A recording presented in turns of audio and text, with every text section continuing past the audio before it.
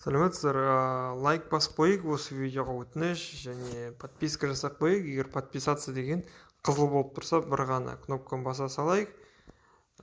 Бізге дружба жібереді.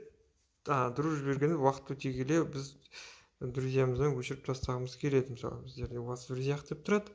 Ол үшін сол адамға кіреміз жеке страницасына.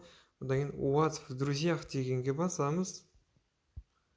Удалить из друзей болды. Вы действительно хотите?